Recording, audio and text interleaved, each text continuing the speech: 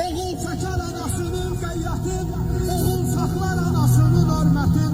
Neynirəm dünyanın varın dövlətin, şərəfim anamdır, şanım anamdır, ürəyim anamdır, canım anamdır.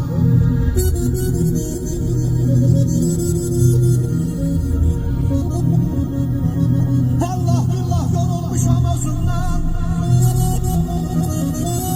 vallah billah yorulmuşam özümdən. Bu dünyanın malı düşüb gözümdən, qoy atalar inciməsin sözümdən.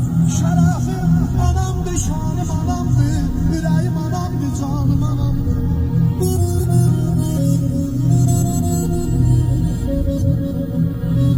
Dəymiyor qəlbimə yaram dərindir,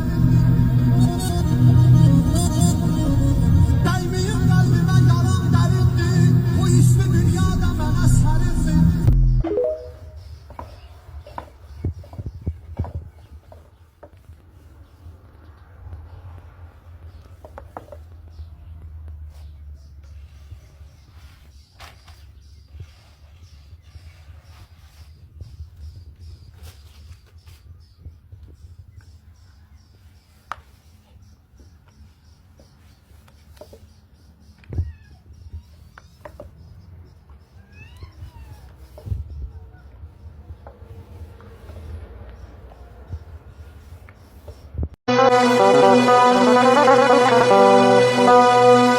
Şöyle insan kocalar mı günü yaxşı geçen yerde?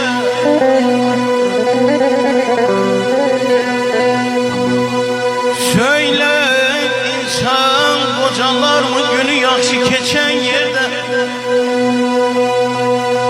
Ömür heder dolanların gözü oylan seçen yerde.